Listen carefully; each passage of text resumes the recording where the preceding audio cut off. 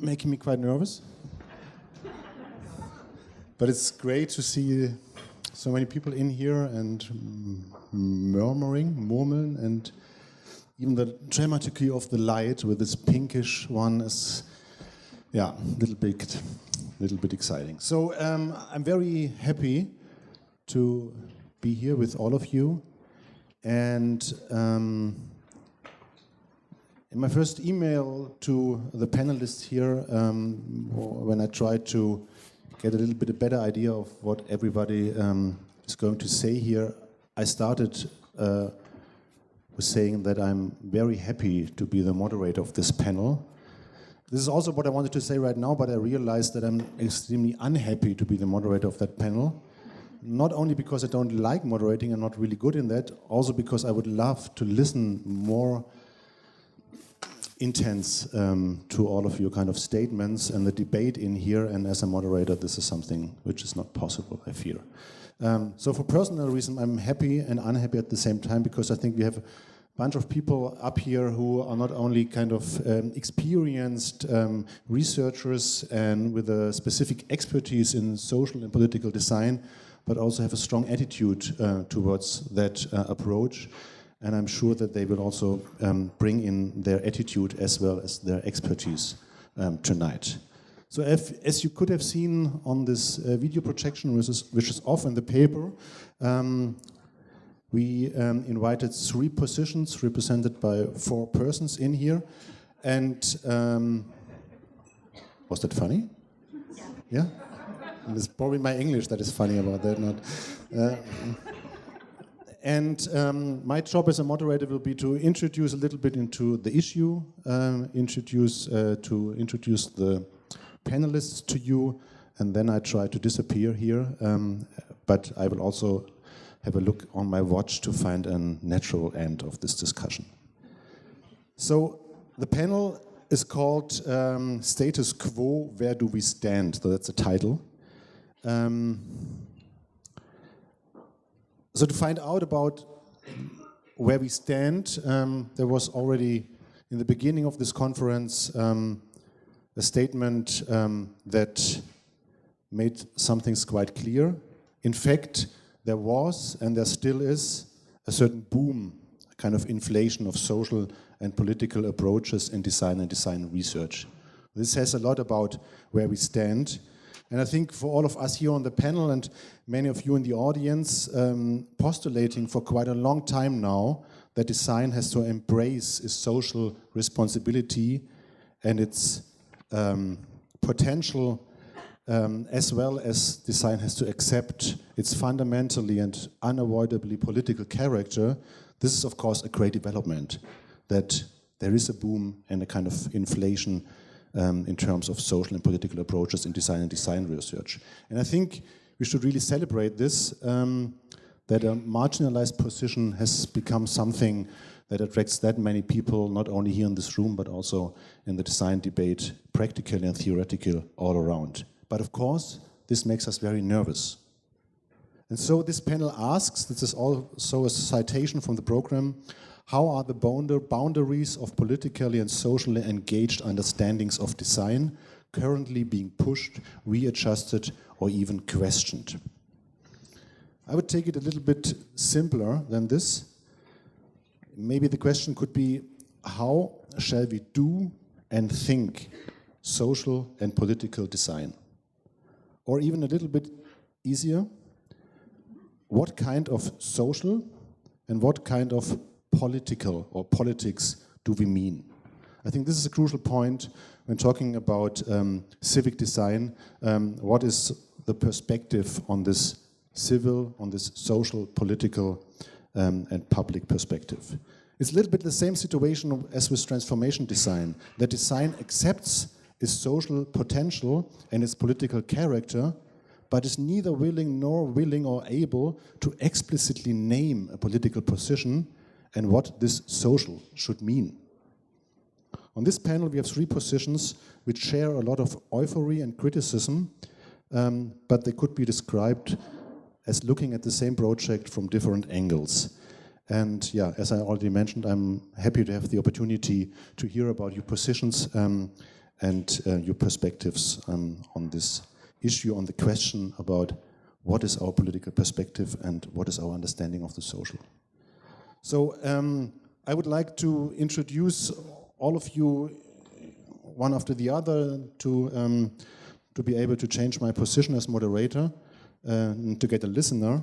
And I would like to start in the from the end to the beginning with Guy Julia. He's probably best now known for his seminal book, The Culture of Design, at least to me. This book from 2000 did not only have a big influence on how designers understand their profession, but is also broadly recognized in other disciplines and helped a lot to establish an interdisciplinary dialogue about design, design research, and the culture of design. So he is, of course, a writer, he's an academic, he's a practitioner, and he's observing and researching global changes in design, economies, and society. Currently, he is professor of design culture at the University of Brighton. He's working with the Victoria and Albert Museum on design's critical role in contemporary society.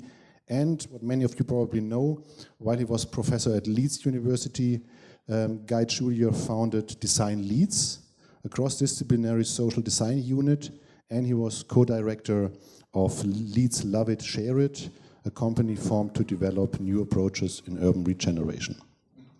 So among many other books, texts, publications, and research projects, Guy Julia directed the Leeds Festival of Design Activism and convened the Design Activism and Social Change International Festival. And he published a book this year, which is called Design and Economy, or in? Economies of Design. Economies of Design, yeah. And which will hopefully be as successful as the book I mentioned in the beginning. So as you can see, design cultures, the economy of design, and the perspective of design activism is at the core of his research and curatorial and writing practice. And I think this is a position that can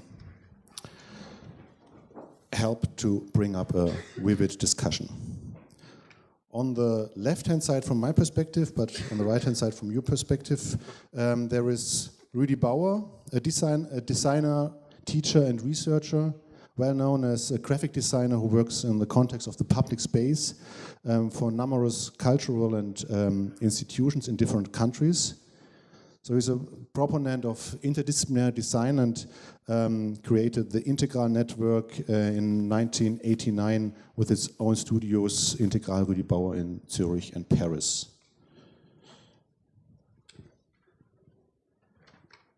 So, chaos here. He intervenes on problems related to the identification, orientation, scenography, and in broader terms, the representation of institutions, urban spaces, and political territories, often alongside with architects and urban planners. Most recent projects are the information concept for new lines of the Paris subway, the wayfinding system of the New School in New York, the Cologne, Bonn, Vienna, and Vienna airports, but also social design projects for hospitals, prisons, memorials, and neighborhoods. I also welcome Vera Bauer. She's a sociologist and cultural scientist specialized in visual and urban anthropology. She lectures at several universities with a strong focus on research and interdisciplinary practice in the crossing of culture, sciences, and politics. Together with Rudi Bauer, she was founder and co-director of the Institute of Art, Design and Media Technology in Nuremberg, the Institute Design to Context at the University of Arts Zurich, and she is president of the International Association Civic City and runs with Rudi Bauer different research programs in collaboration with the universities in Geneva, Paris, Strasbourg, as well as the Department of Social Design at the design studio Integral Rudi Bauer. And as you already realized, so with the term Civic City, with the Civic City program, they have a very specific and also elaborated perspective on the issue we are discussing here and today and tomorrow, and also kind of a practical and research experience in this field, and that's more than a reason to have them here on the panel for a debate. Thanks for coming. And finally, A mixture between handwritten and printed makes not that much sense anymore. Jocelyn Bailey, next to me on the left-hand side, she's a designer with a particular expertise in social design and policy. She was trained as an architect and has a master in history of art. She's senior consultant at the service design agency Us Creates. Is that spelled rightly? Yeah. Where she works with a range of government and public sector clients on strategic design projects. She was a visiting scholar at the Victoria and Albert Museum, working on a mapping project of social design research and practice.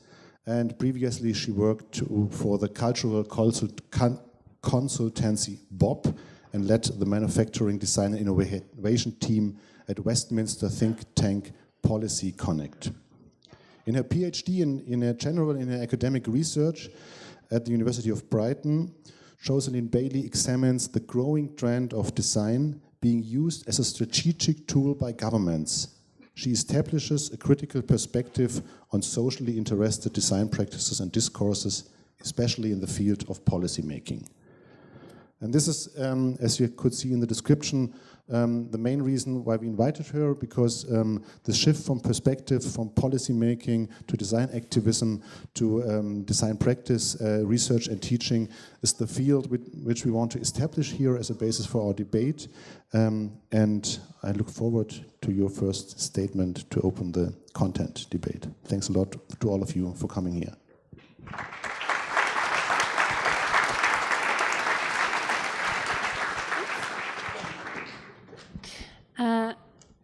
Can you hear me okay? Yep. Okay, brilliant. Thank you very much. As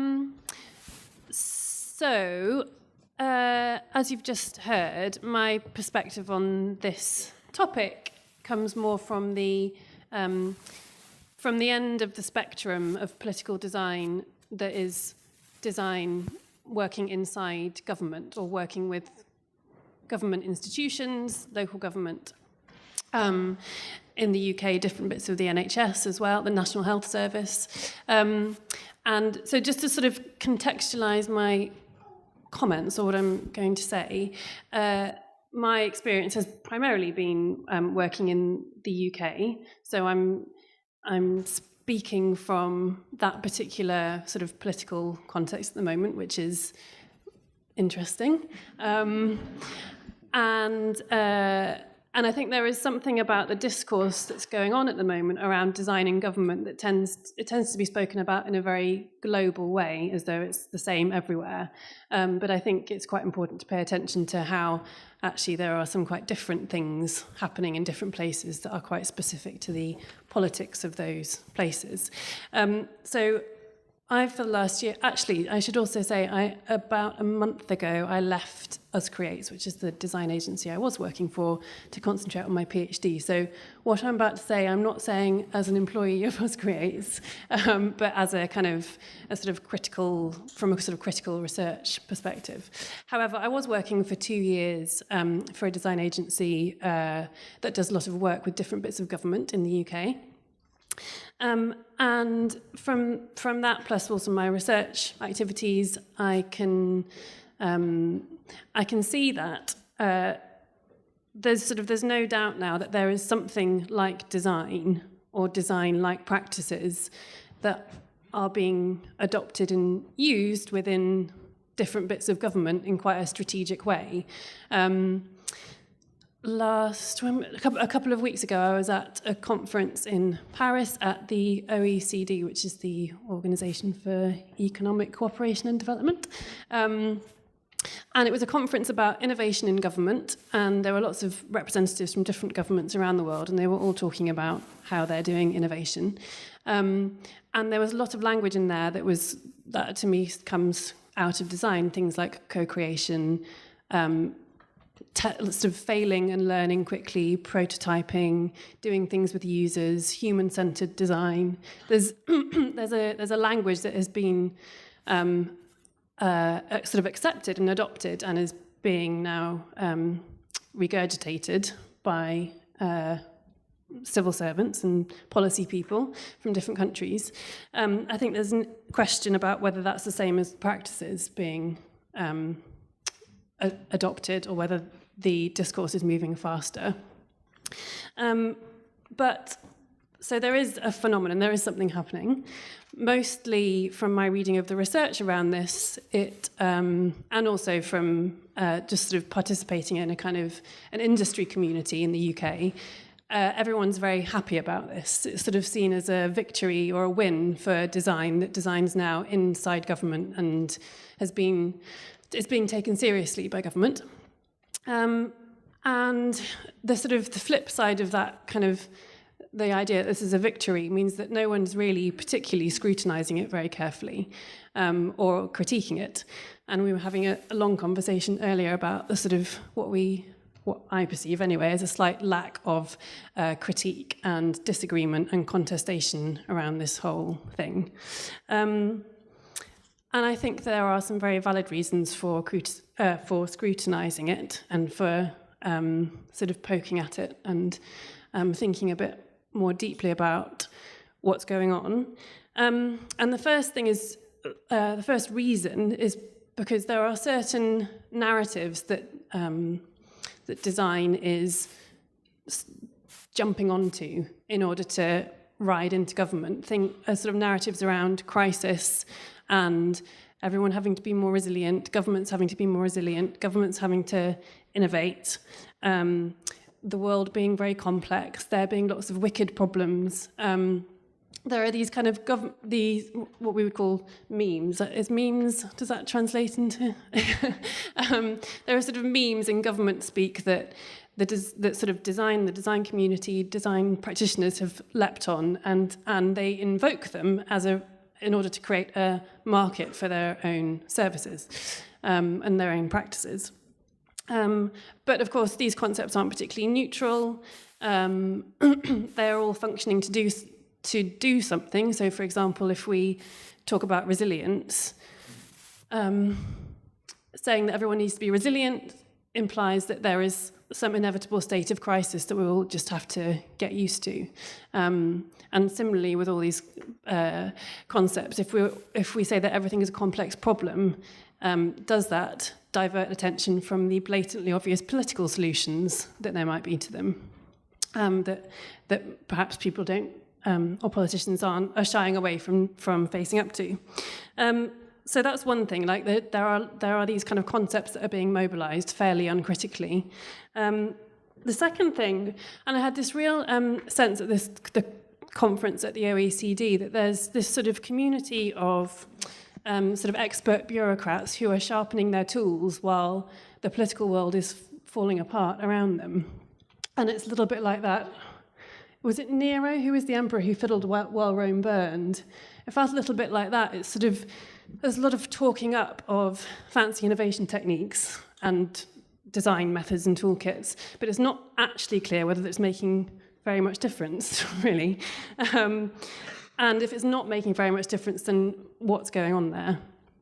And so that's something I think bears scrutiny. And the last thing I wanted to say was I think that in this context, there's also a distinction to be made between design and designers. So as I said, there's this kind of language that's being normalised and I think has taken on a life of its own, really. Policymakers tend to be quite sharp people who are quite good at picking up whatever happens to be the latest sort of concept and finding ways to absorb that into how they perform their work. And there is definitely, I think, a bit of that going on.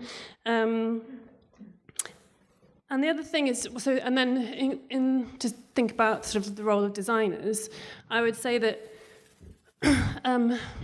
in my experience, mostly we are not educated or trained or equipped to understand the political material that we're dealing with. So it's very easy to, without thinking about it, replicate certain ideologies or political positions through a sort of design method or a design process if you're not savvy to what those positions are in the first place. And I think there's a real attraction for some young designers of this kind of design work being a way to do social good without somehow having to become embroiled in the difficulties of sort of partisan politics. But I think that's an illusion.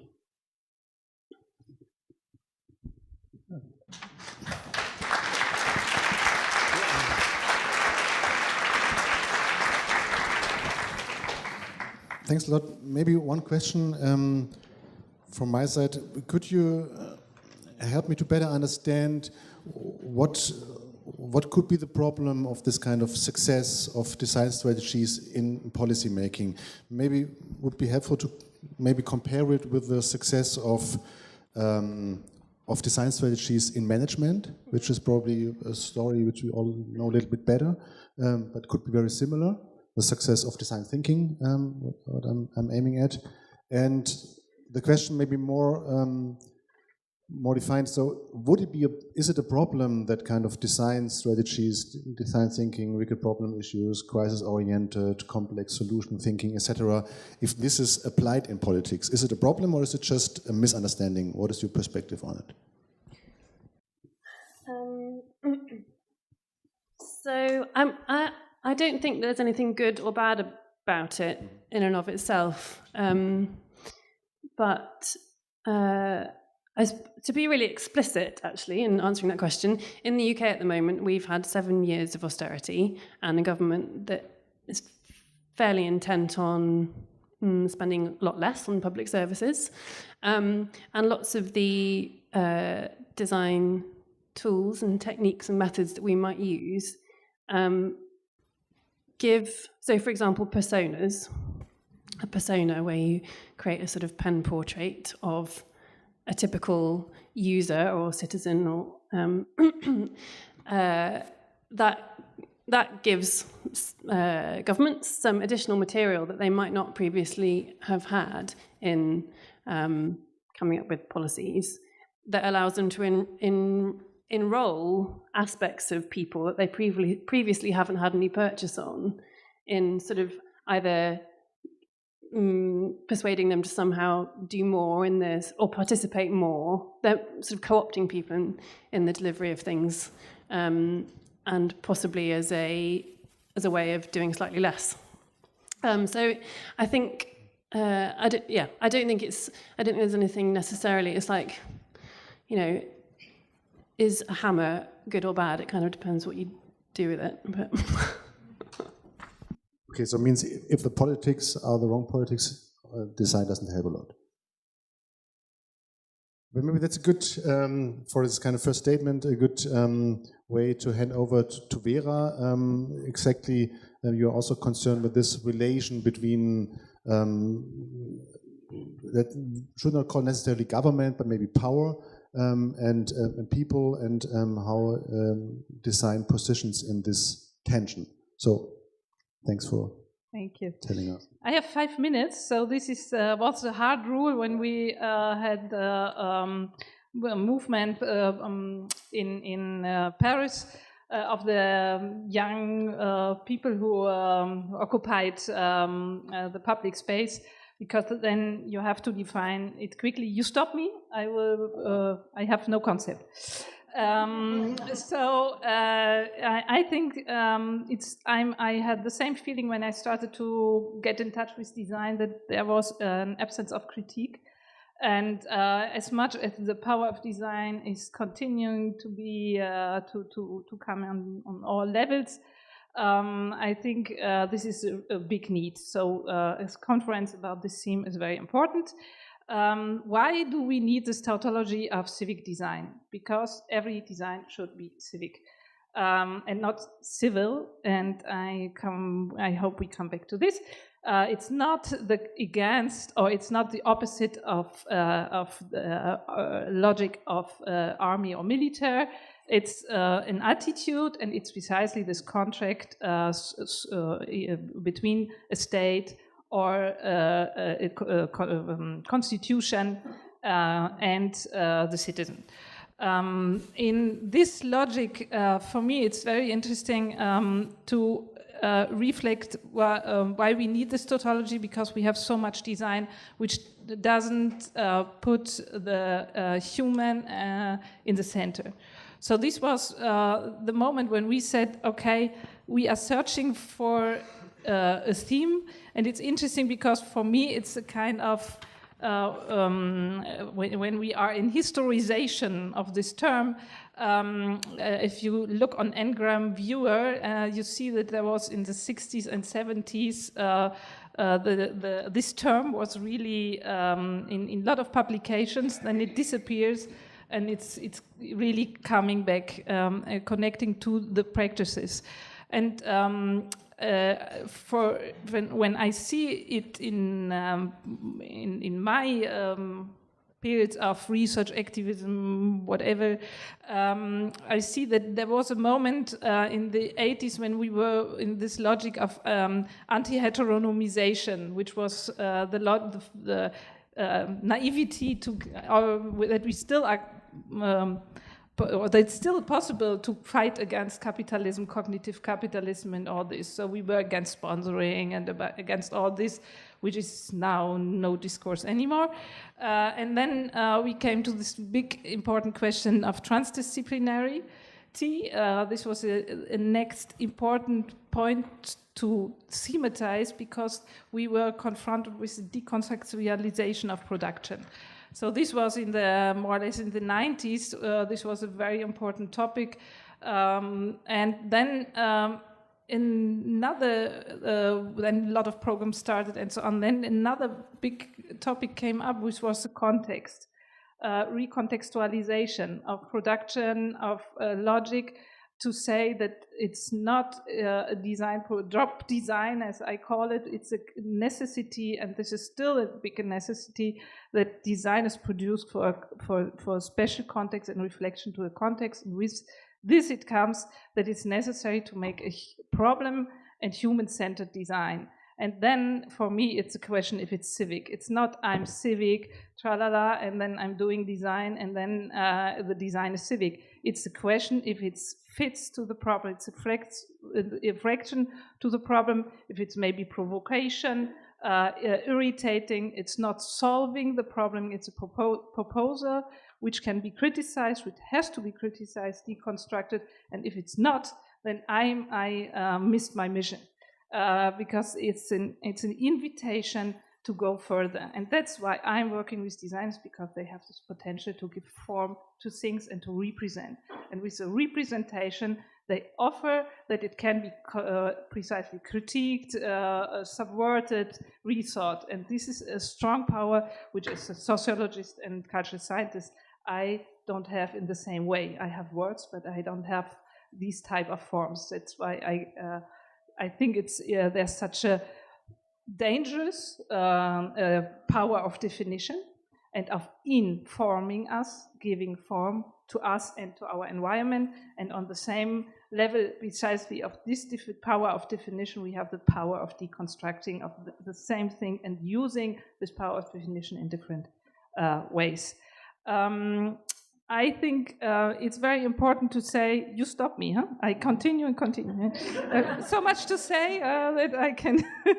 I think what is very important is that we are on one hand facing a crisis which is a kind of symbolic, or it's a kind of virtual crisis created to, and which has, there are some books written about this old Marx concept, the productive power of crisis. There is such a market going around this. We know this in France very well. The question of security and so on, big market. This is not a social design. I mean to make better arms, which kill a little bit less brutal than others. And I think we are facing another crisis, which is a real crisis, and which is so in front of us. And this is the context where which makes the poor poorer. One makes the rich richer, and the other crisis makes the poor poorer. And I think we have to really look on these two forms. And the last point, is that I think that was mentioned by Batson. I think the question of this art crafts capacity of the people who have this incorporated knowledge, but then on the other hand, they are stupid. And I think it's interesting to rethink expertise. We need different types of expertise in society, and we have to work together. And with this, for me, a civic design, because then you have a different perspective of human being, and then we are in the center of a value. Every human being, and this is not religious, has a value, and we have to learn to work with this value for co-producing our world. Stop.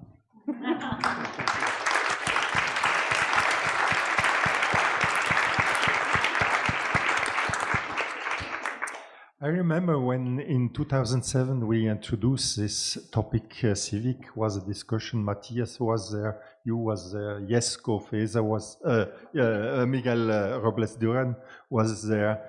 And I remember it was a very hard moment who we had politicians like Sarkozy and Berlusconi who broke at all the logic of the state. And this was the starting to say we have to think again what each the citizen, but also the power has to do again together, and how can we work on a new contract. And this new contract for me is still very actual, is a contract of the new world. It's not national problems are yet absolutely world problems, ecological and social problems, who are not only connected on one nation. And that's a point who in the moment interests me, and I think to understand what civic design means, the best is to think about what is on-civic. And we have many things who are on-civic, and in the moment we see the most on-civic elements are not the citizens. That's international firms who don't pay her, who are on the Panama list. There are, a firm like Bayer in Germany, the biggest polluter of all the world. That's on-civic. They kill thousands and thousands and millions probably. So how can we work on design and bring insight of this new situation, because it's a new situation. The world still to be more and more. We have interdependence. We know we can make Brexit, but we know we have to work together to change the world. We know we have to transform elements who we cannot do on the basis of nations. We have to think it on another level, and we have to think this future. I say every time, not tomorrow, because if we think tomorrow, it's too many compromise, but after tomorrow. And then we have to construct again a kind of utopia who makes that all this innovation we do are not only just pocket compensation and a way to make a new credibilization of the capitalism, but really to say we have to consume 5 times less as what we do yet. We have really to change our way to be on this society. And design can probably, with many, many other factors, be part of this concept, of this transformation. And that's why I think design is absolutely so interesting, because it is on the front of elements we absolutely don't know. But we have not only to find little solution, we have to connect the base and these world elements, but we have also to enter in the big politic, not the left-right politic, but in the big politic of transformation of the world. And for me, one of the biggest point who we research, because in the moment we forget a little bit civic, and we work about design of relations, because we think there are absolute gray little things who happen in many, many parts of the world, but we have to, the big work will be how can we connect it, because on all the level who are on national or international level is not so interesting as what happened in the little way. How can we make this relation? And how can we, because all these elements, we speak about design to context. Design to context mean think a project in another way as if you don't think the context. If you think the universal, I give every time the same example, you think about a chair. If you think contextual, you will think about the way of sitting here. If you think about civic design, you will have another attitude as if you don't have this topic in the head, and what will be the process will be different. If you think design of relation, you come to other solutions also. So these are attitudes who are also methodology to bring to new facts. Thanks a lot.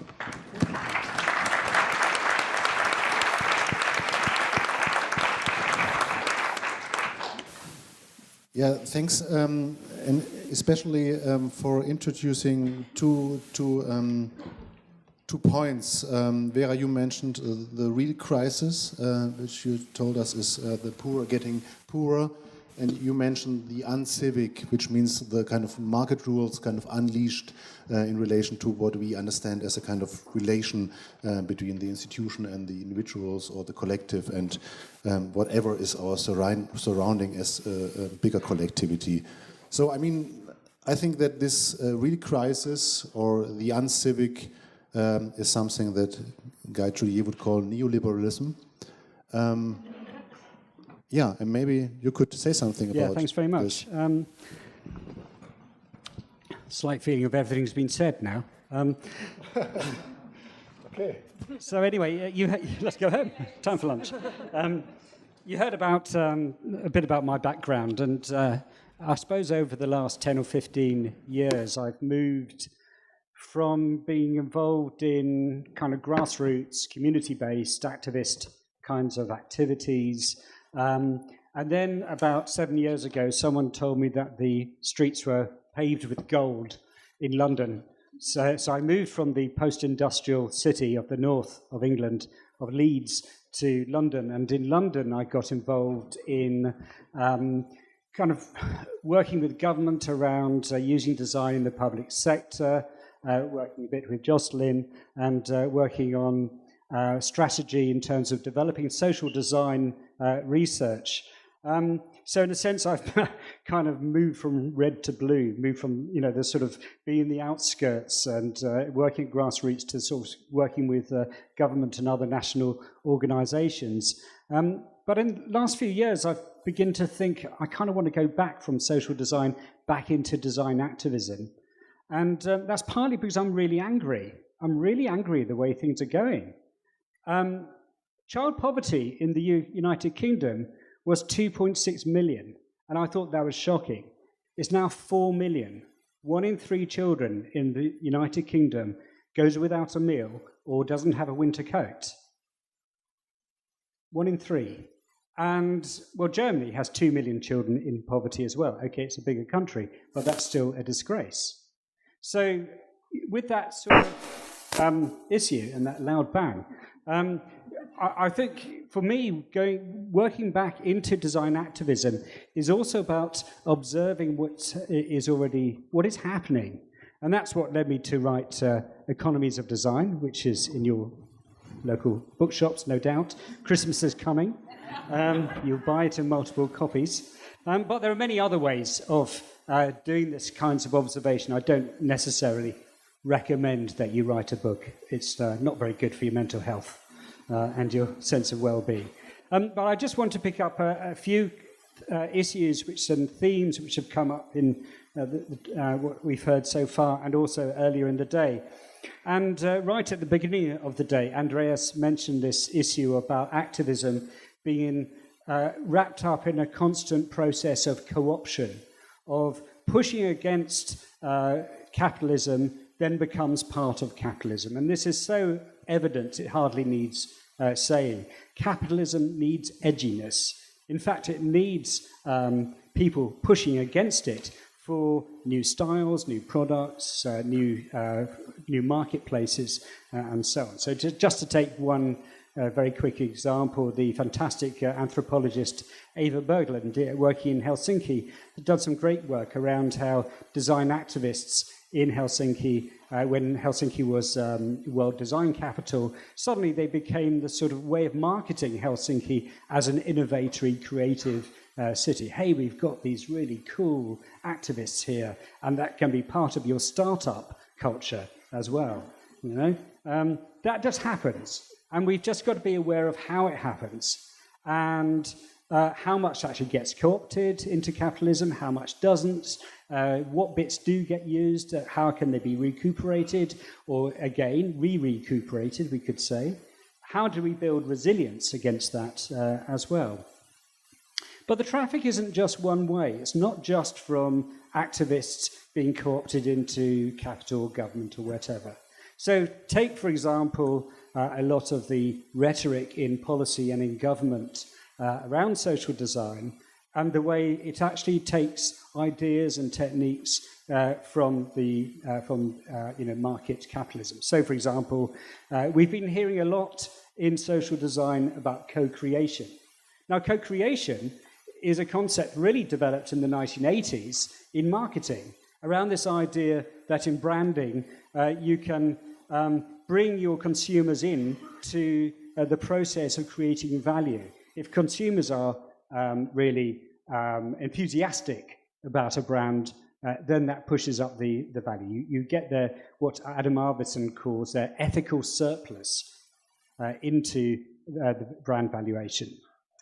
And another method, I suppose, which has been used a lot in the last 10 years in governments is this idea of behavior change. So that social problems, policy problems even, can be sorted out through behavior change, through this idea of nudge.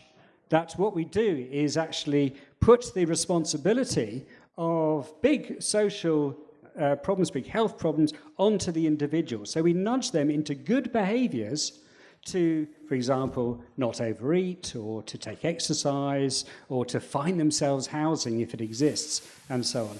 And well, of course, this comes from behavioral economics of the 1990s again. So, you know, there's this kind of two-way traffic, I think, between the field of, say, do-good design, social design, and sort of mainstream capitalist design.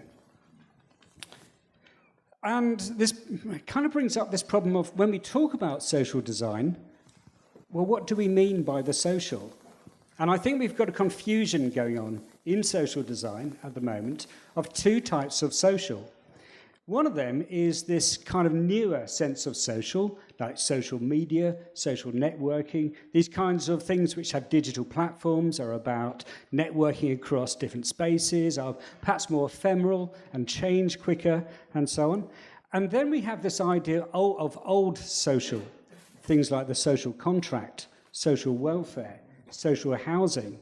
And these are things which have, to some degree, existed outside the marketplace, but have been drawn into, or markets have been created around these things. So I think we need to be kind of specific and talk about, what kind of social are we talking about, or even where is the social in social design. Meanwhile, I don't think we should underestimate the forces we're up against.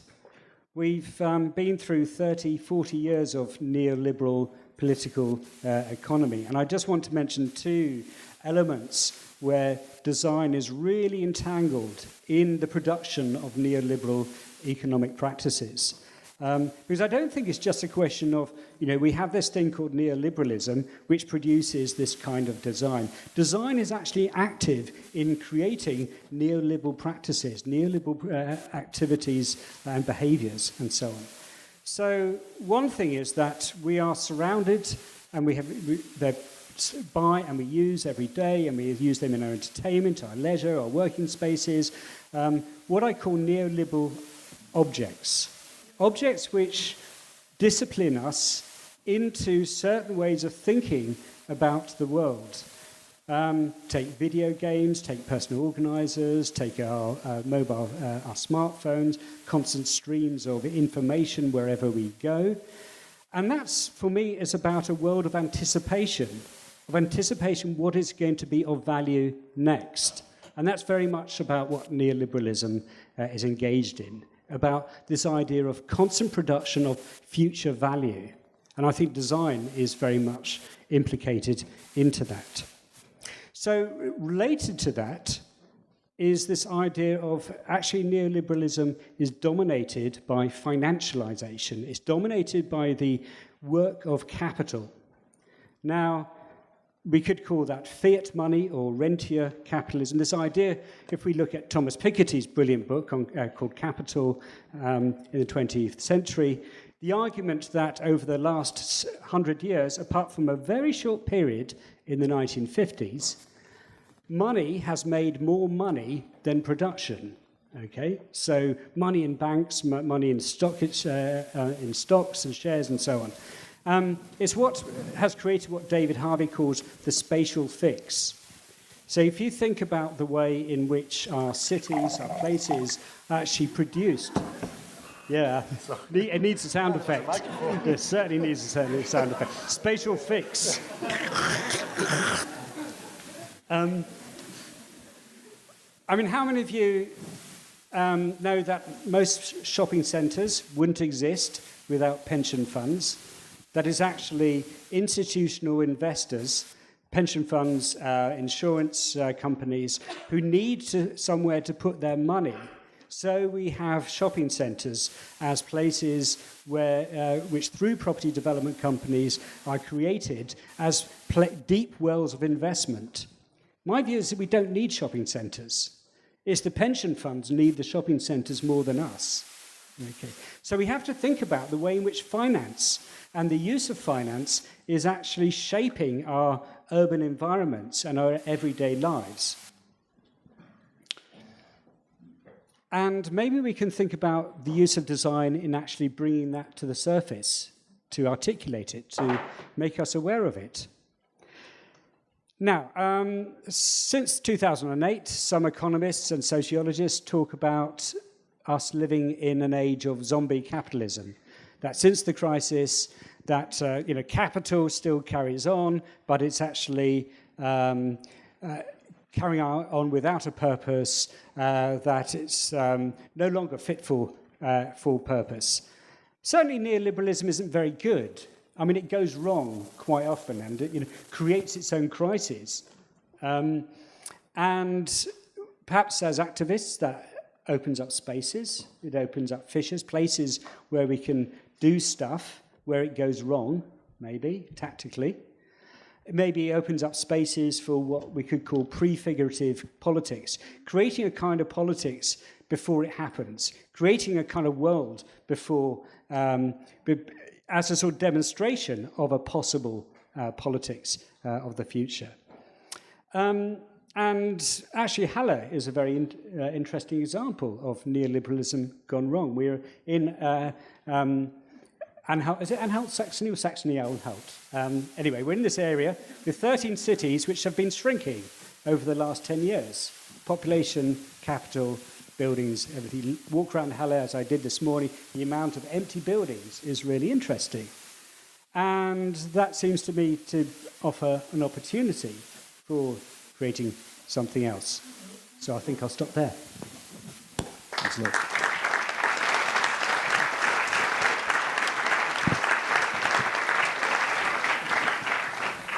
Thanks a lot.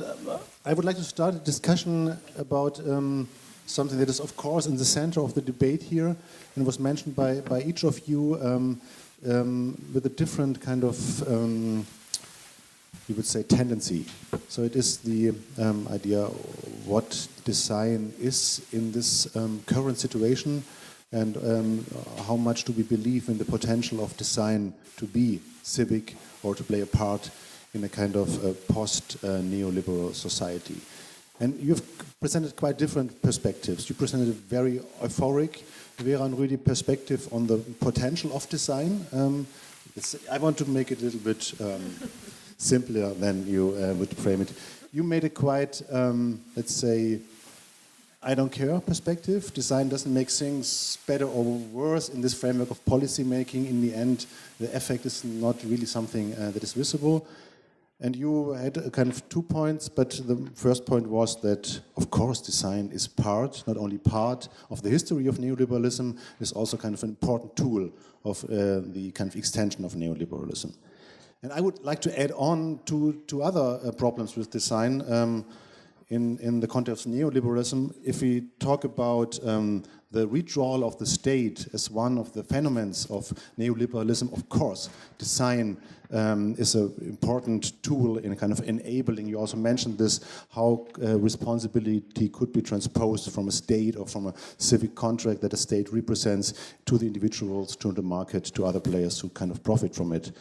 And one other important point is something that could be called post-democracy, also part of the neoliberal project to kind of instabilize the national-oriented institutions of democracy. And this is something that is a little bit also, I think, embedded in design. Also, if you look from an activist perspective, that the kind of the democratic principle of a kind of open debate, kind of structured around conflicts, social and political conflicts, is in a way not a position of a designer. Because the designer thinks from his perspective, from a client's perspective, or from a strategic perspective, but is he the one who would be in a position to kind of re-establish a democratic perspective? So my feeling is that we have diverse kind of critical perspectives towards design. And I want to give the question back to you once more. What perspective could be a perspective for design as a civic, as a social or political perspective, or is this naive?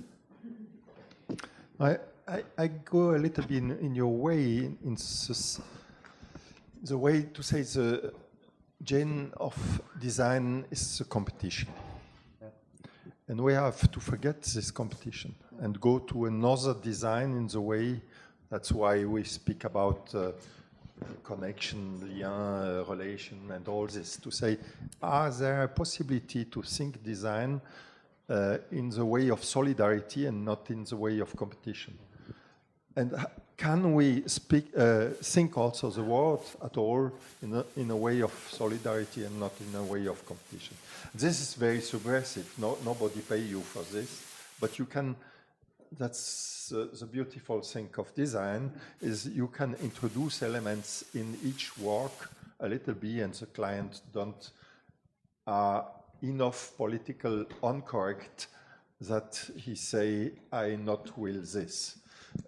So you have every time as a designer a little march, then the next time often it don't come because you say it was not absolutely what I will, but he will never say, or any bad guys say, but often he don't say, this is not good. And this infiltration of elements, I'm not optimist about the future. I try to be, so I think about after the disaster. But I think as a designer you can change a little bit the think of this optic of competition. We do, because we do also books. The last book we do was our word to change, and was a homage à Neurath, and our challenge was to say, are we able to speak about the world without this competition of the countries, of nations? And when you look all the statistic. All the way that every time a crisis presented is every time the Germans are better, as the Belgians are better, as the, but that's not the point. So how can we also go over this and present elements who are at all common for every person? So it's what you say about intelligibility. Huh? How can we give the tools at the citizen to think in another way as the structure of thinking of the liberal society? Jocelyn, you want to? Yeah, I was going to say that. Oh yes, so I'm very cynical at the moment because the UK is in a mess, and that's where I've spent the last 10 years of my working life. As Guy said, well, you gave the child poverty example. I spent the last 3 months over summer working on a project around homelessness. Homelessness has gone up 200% in London since 2010, which was when we had a change of government. And there are some very clear causes of that. There's this incredibly expensive property that keeps getting more expensive in London. There's been some changes in benefits payments, which mean that a lot of people are much worse off. There's no rent control in the capital. So there's a number of kind of like big structural factors that have led to this spike in homelessness.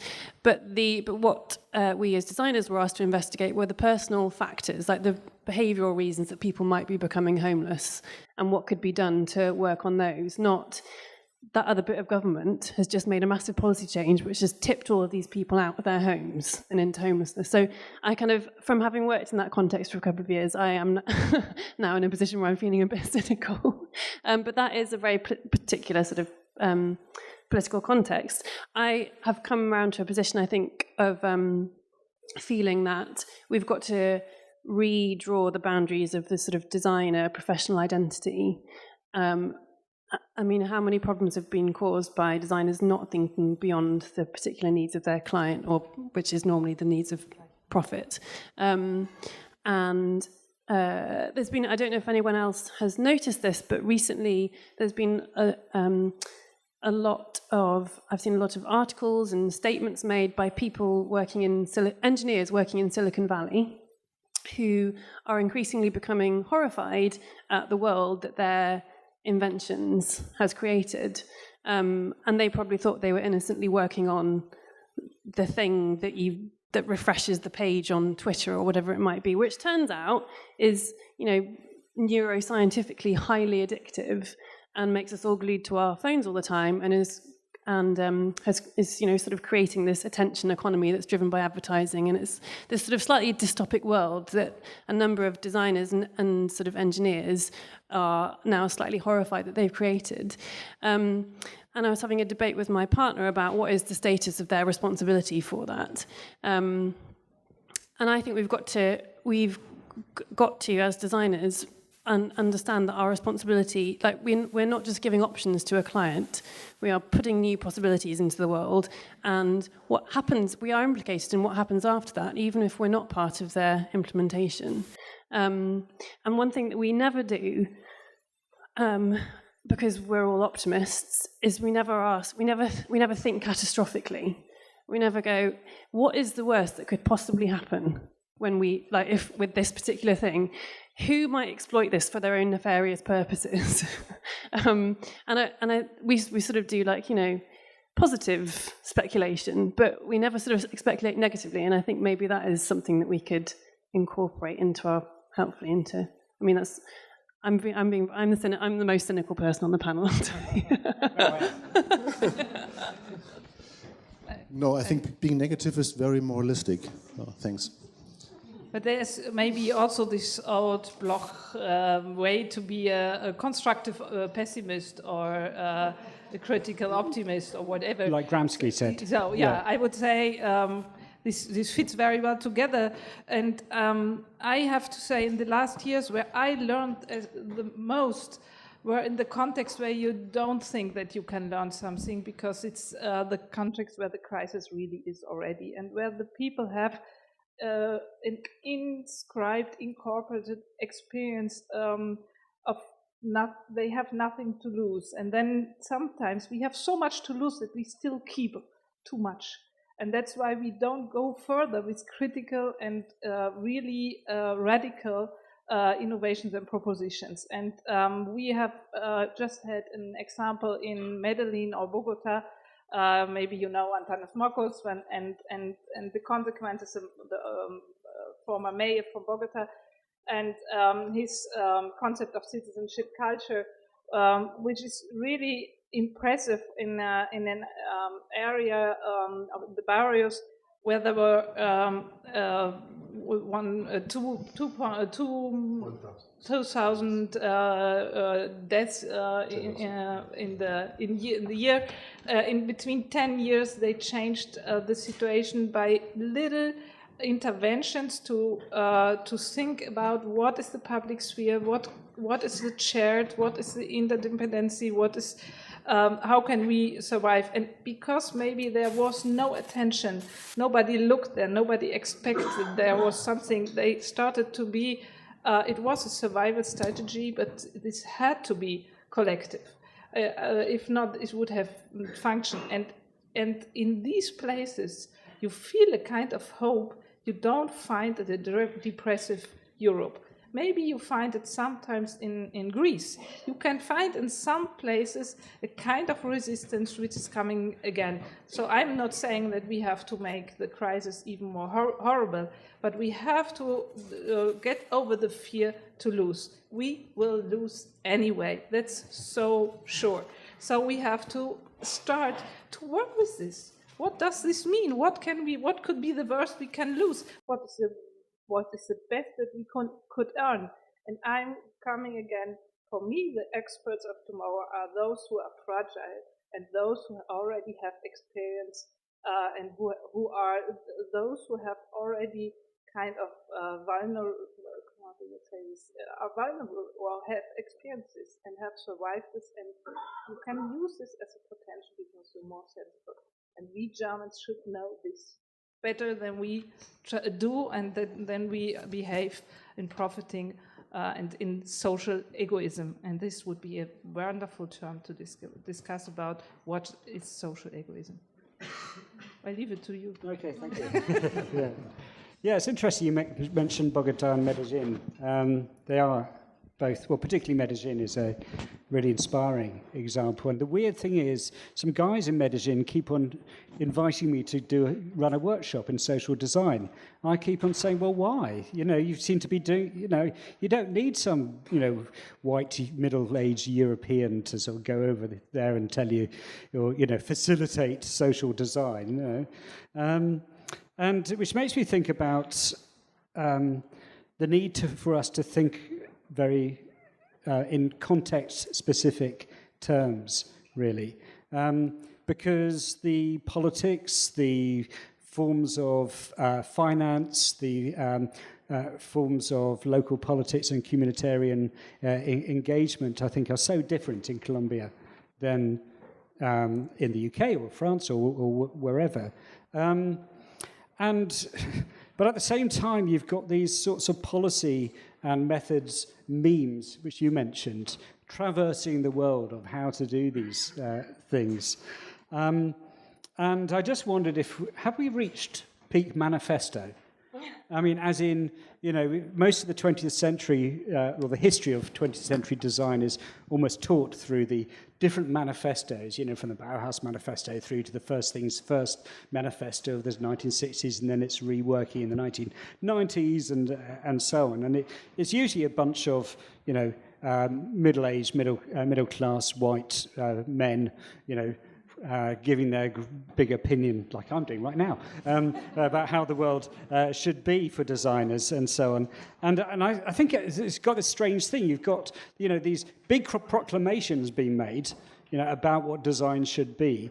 And yet design itself is constantly in this process of fragmentation and atomization because it's reacting to very specific challenges and opportunities and so on, which is kind of an interesting dynamic.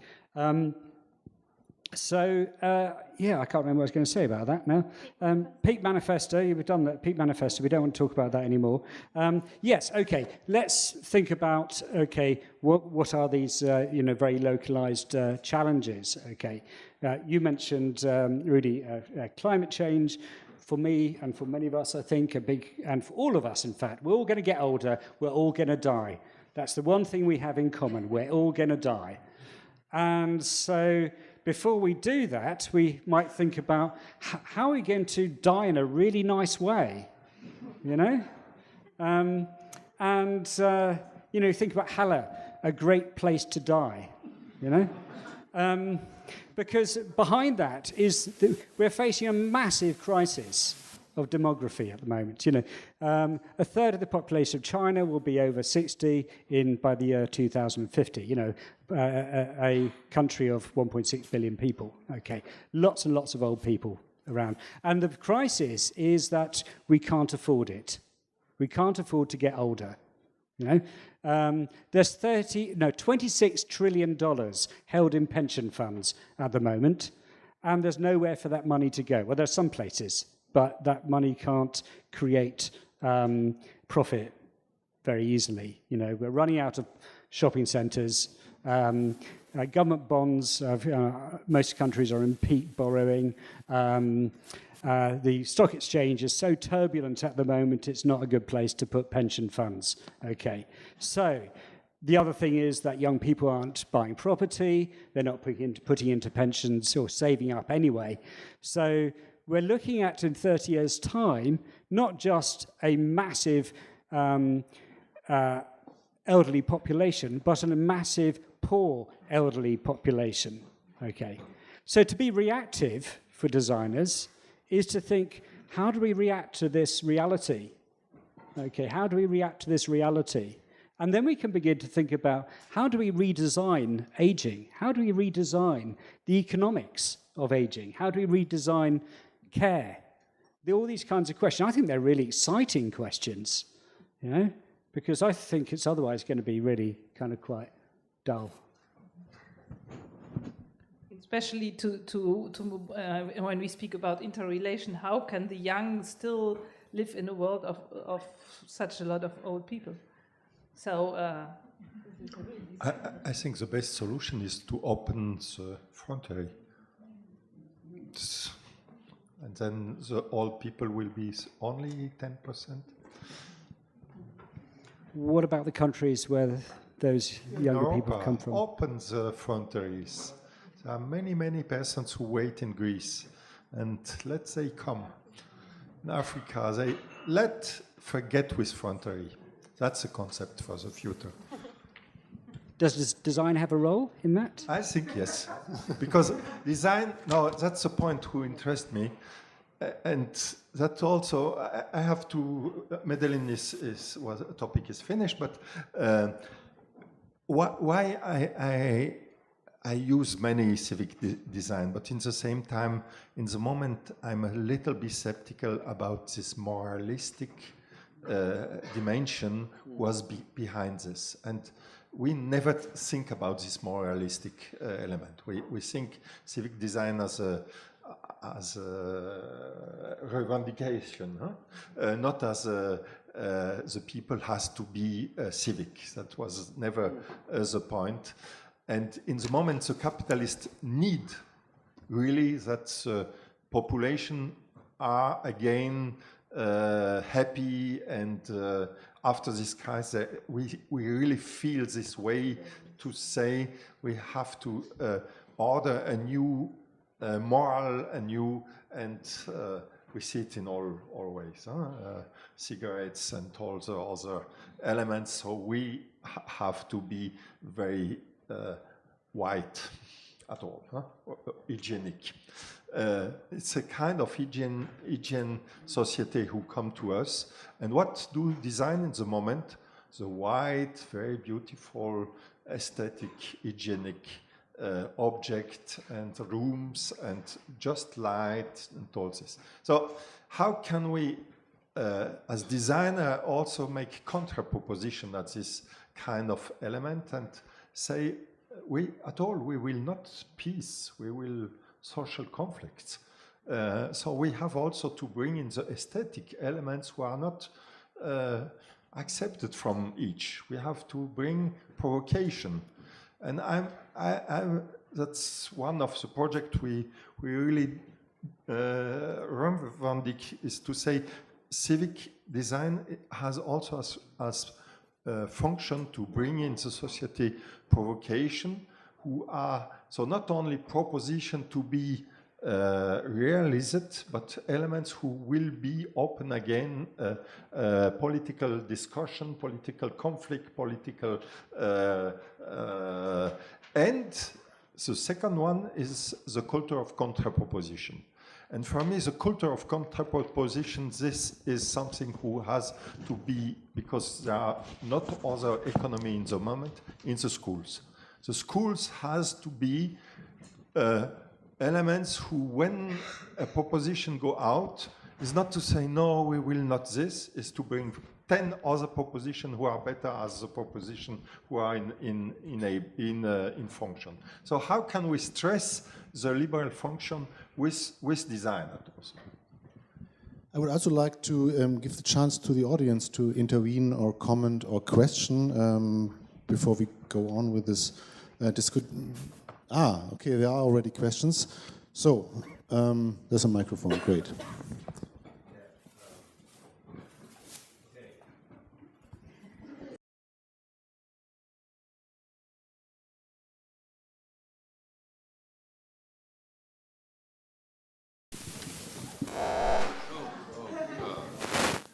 Okay, now it works.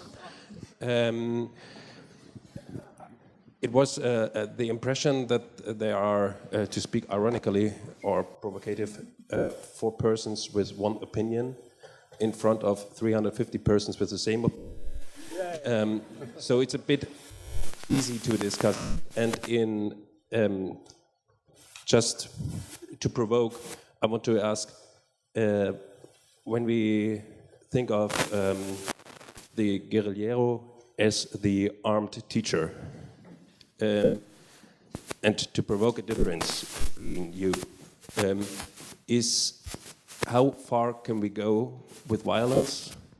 How legitimated is it to fight, in a not only in a kind of metaphorical sense? Is it he has to be a teacher, means to create a kind of consciousness for the situation. He has to be armed, weaponed. He has to fight and even maybe to kill.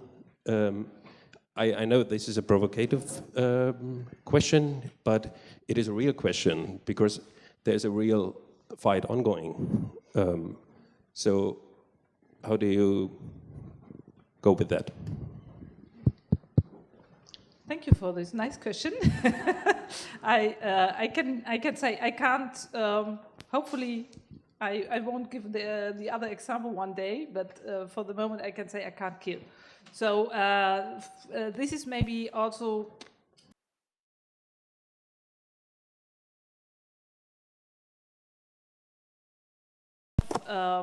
I can understand that there may be situations in which you are, and we are working just on a memorial for a dissertation. And I can tell you that this is a really difficult topic. And it's now months that we are working around this topic, and it's not easy to say because you are in injustice context and it's illegal. You are in obvious conflict situations, and you will protect your family. There are hundreds. There's a clear position, and on the other hand, there's no answer. We have to live, for me, with contradiction, with not being consequent, with you have to deal with, and you have to reformulate your position every time, and that's what I think is democracy. That is why we never will have, I hopefully never will have a definition of civic design.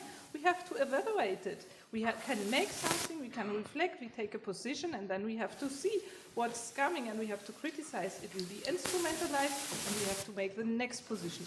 And the next position taking, which also risks to be instrumentalized.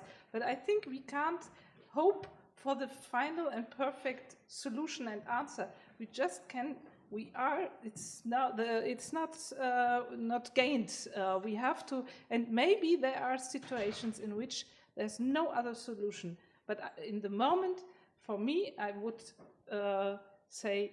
I would clearly say there's no way to make this type of violence. But there are other forms of structural violence, and as Rudy said, for me, capitalism is this type of capitalism is a crime on society. It's and it has to be. We need a Den Haag for this. We need international justice trial for what is happening in economics in our world, and it kills as much people as an arm. And for this, I can tell you, I will fight as much as I can. Maybe with other arms, but it can be bloody too.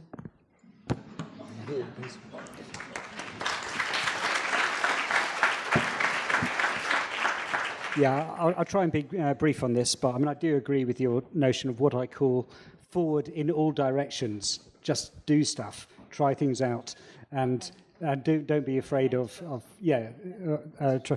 But the end of what you were saying was, I mean, I completely agree that. But I think in design we can do work to reveal and articulate what the violence of capitalism or the violence of the state is. So just to give you one example, you may well know of the Grenfell Tower disaster in London 6 months ago, when a high-rise block of social housing burnt down and 80 people were killed in that disaster. And it burned down so quickly because the local authority, the municipality, the Kensington and Chelsea, cut corners on the renovation of that building and put highly flammable cladding on the side of the building because it was that much cheaper. Okay, so that is violent. You know, so to draw attention to that, for me, Grenfell Tower exists as a kind of an amazing currently designed statement about the state of housing, and particularly social housing, and the state of the way in which finance is moved within the city. Because at the same time that tower block burnt down, there are 8,000 second homes in that same borough of London. There are 5,400 children living in poverty in one of the richest places in the world. So currently, that building, nothing is happening with that building. It's just a shell, a burnt-out shell. And I think, as a design statement, it should stay like that. I would also say that there may be sort of one position occupied on this panel, but the sort of the position or the conversation that we've been having is not the dominant narrative around this kind of work in the UK at all. What we've been talking about would not necessarily be accepted by a large part of the design community as an accurate reflection of the work they think they're doing. So I think, perhaps not here, you're all obviously very critically minded, but certainly this kind of discourse in itself is an important form of resistance in a way, just calling stuff out. I think there's, for me, I have to say there's a necessity to have this, I keep it cool. It's to have this feeling that we are not alone, because I see we have to close institutions. We don't get the professorships anymore. I see there's, it's not easy to have this position. You are not loved. You're disturbing.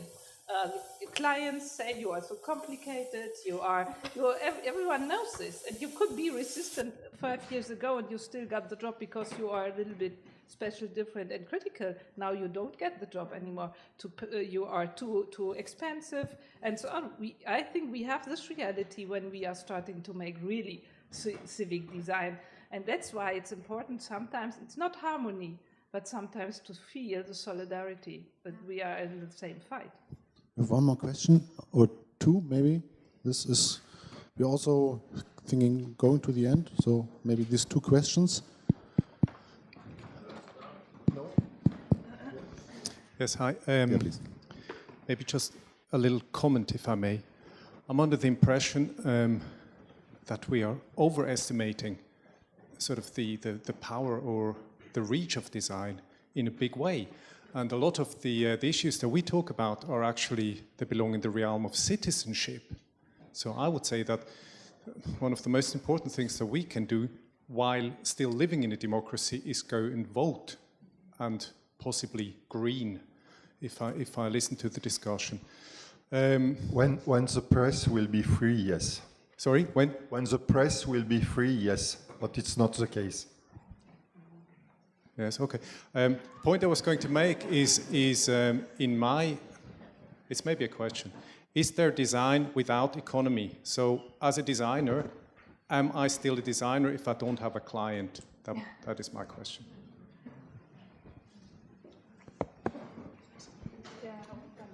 Well, briefly, I would imagine that there's always economy with design because design is always involved in exchange. We had a very good discussion 5 years ago. Was the finishing of our institute in Zurich, Design to Context, who was closed for political reason. We had a very good discussion with Ross Lovergrove and Gricic, Konstantin Gricic. And we think about how can we work with industry, how can we work better with industry. And at the end of the discussion, all was in the same position to say we have to design the industry also. So it's we have to redesign also the way of this economy, who can be not only a economy of competition, but perhaps another type, who enter again quality, who enter social dimension, and that's the point which is so difficult in the moment, is that we cannot suppose, that's what you say before, after 40 years that this is possible, but it is. I think it's important to understand that economy is not necessarily bound to late capitalism. So there have been, and we can remember, some of us can remember, different kinds of economies, and there are also at present different kinds of economies: informal economies, social-based economies, family economy, friendship economy, sexual economies, all these kind of economies. And there's something that we call capitalism, which seems to be the only economy. And we need, what you said, more fantasy to also imagine other ways of economies to to understand our relation to economy, and this is. So I have a totally different idea now. All what I have heard is well said, and every time I'm talking with people that I say they are designers, they are always thinking about the future. So, but most of the things we are now moaning about is about people that are not thinking about the future, that are just living in the now or in the past, even the Brexit years and all that stuff. Brexit, perfect project. No one of them have thought about the future.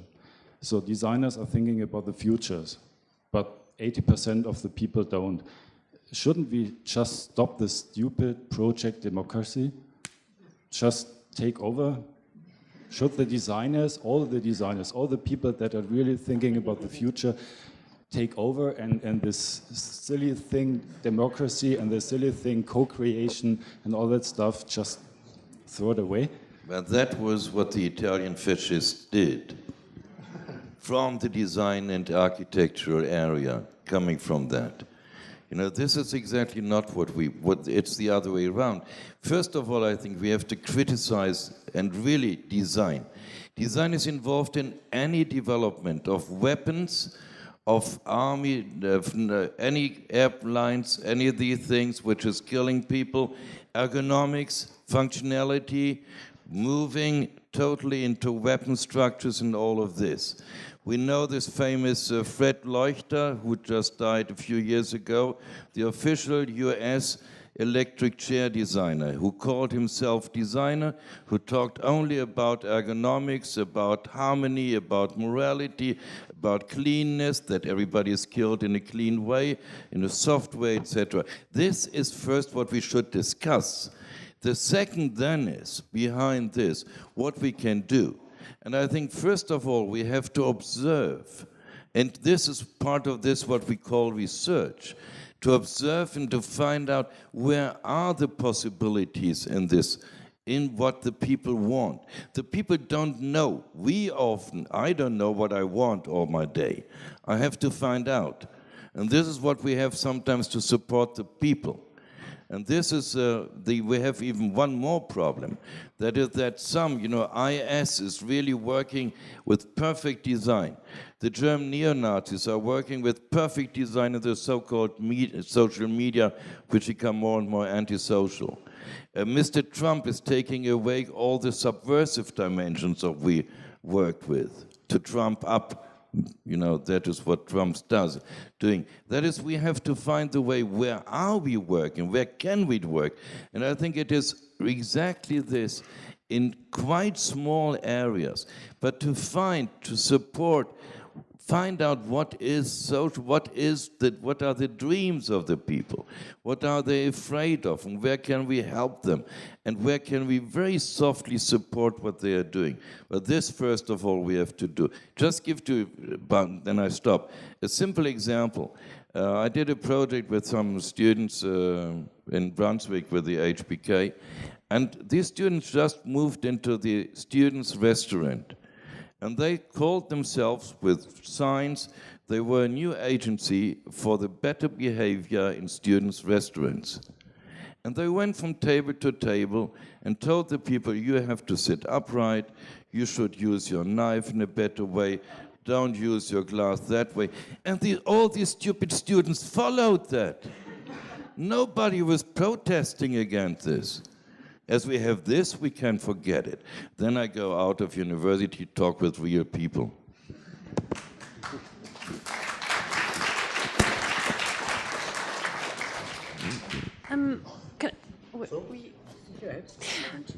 If we still have time, just one personal question to Rudy, maybe.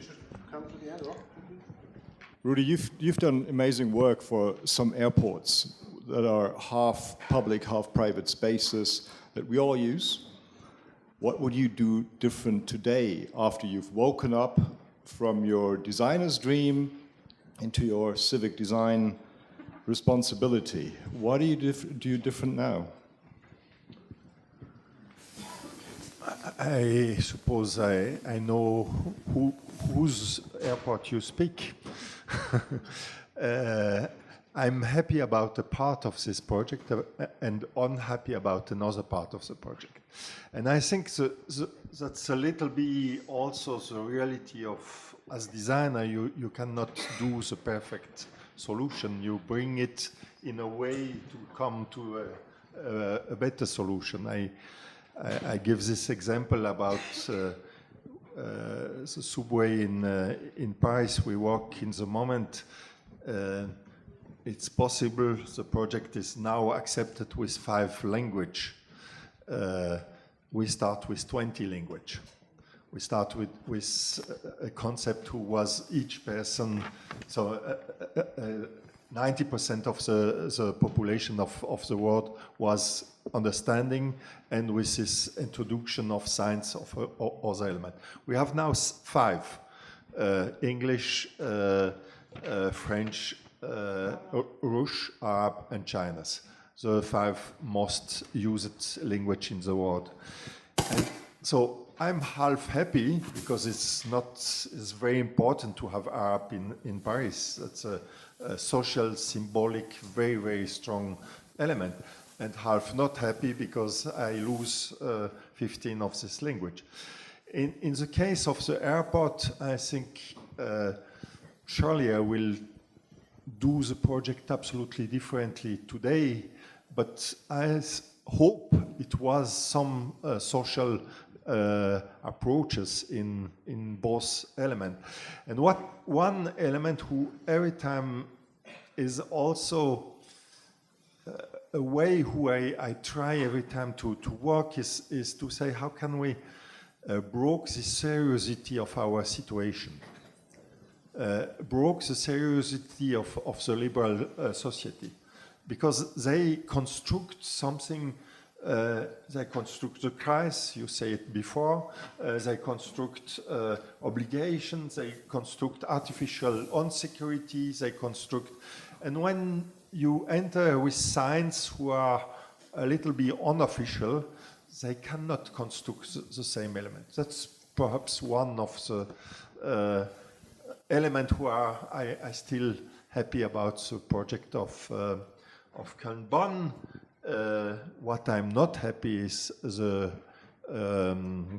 marketing use of this. And you're happy with the ecological aspects of all that? No, sure not. But I use from time to time also the fly. So I would like to give us the opportunity to also eat something later on. I had the feeling that you had some comments or statements. Oh, I just wanted to quickly respond to this question about the point about citizenship, and I think it's sort of a question about what is the professional identity of the designer, and what identity is more important to individuals? Is it their identity as a sort of political subject or a citizen or as a designer? And when these things are in tension, what do you do? I think there was a time in the UK where 47% of architects were employed by the state building social housing. It was probably perfectly possible for left-leaning, sort of socialist-minded designers at that time to work for the state and not have their sort of and not have to exist in a state of sort of cognitive dissonance. But I think there is an awful lot of cognitive dissonance that exists in the design industry at the moment, sort of distancing from where your personal values might not sit alongside with what you have to do in order to earn money. And I feel like this is quite a pressing question, really, for the industry. And I think I like the point about citizenship, because I think that's probably where the answer lies, in what are our identities as political subjects and citizens. And we may also happen to be designers.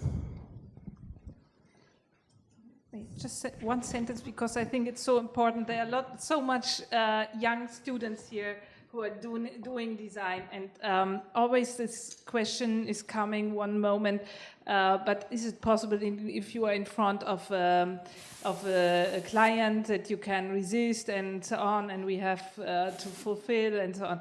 And I think you have to have in this live in this paradoxy or maybe schizophrenic situation that you can fight for something and you have to make compromises. And as really often said, there's a level of compromise which is possible.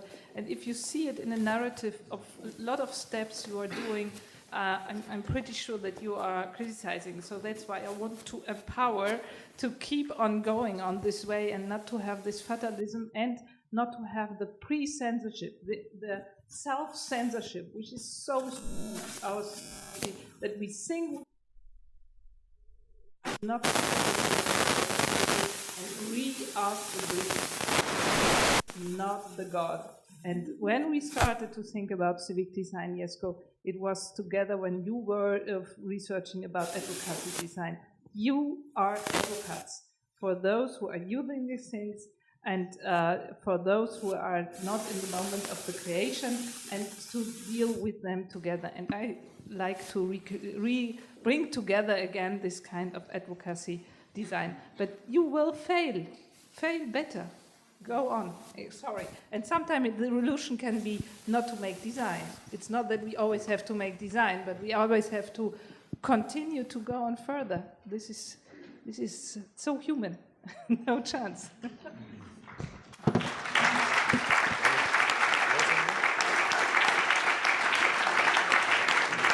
Okay, thank you. I think the question was like, what would we personally like to do? And I think, in a sense, I'd like to stop talking. And well, I'd like us all to stop talking and start thinking and researching. I don't know if any of you noticed, but there seem to have been a lot of conferences and symposium and events and exhibitions which have the word design and the word future in it. Event in Prague I was at 2 years ago, Future of Design, idiotic thing in Barcelona last year called Design is Future, and so on and so on. There seems to be a lot of talk about design and future. Now, I can understand this because we are in a crisis and we have to think about future. It's also, we've had 40 years of Hayekian neoliberalism, which doesn't have a concept of the future. But we also have to stop and think about what future, whose future, where's this future taking place, and think about the present. Because I have a worry that talking about the future all the time stops us actually thinking and researching about the present.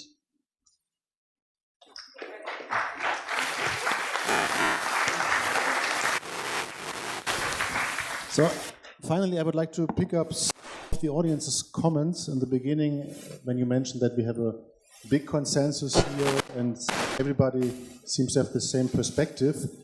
I would like to make a short survey because this is probably an extraordinary situation. So, is it who from us on the stage and from the audience really thinks that a kind of civic design has to do with something like a post-neoliberal or post-capitalistic, or is based on a critique of capitalism? So is this a consensus that we think a civil or a social design has to be a post-neoliberal design? It's a survey. It's okay if you raise your hand or not. Huh? Yeah? No. Yeah. Yeah, you just have to vote. It's a vote. We have to deconstruct this type of voting. Really? This is precisely why democracy is in crisis.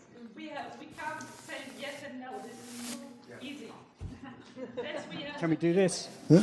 You should shake like this here? Don't throw it away. Huh? Okay, so that means that the consensus is only something to be felt and maybe to be stabilized in further ongoing debates during and after dinner. I'm very happy about that outcome, and that we don't have a vote, but a good groove in here. Thanks a lot for your patience in the audience. Thanks a lot for your inputs and your debate. And I look forward to the evening and the next days. Do you have to announce something?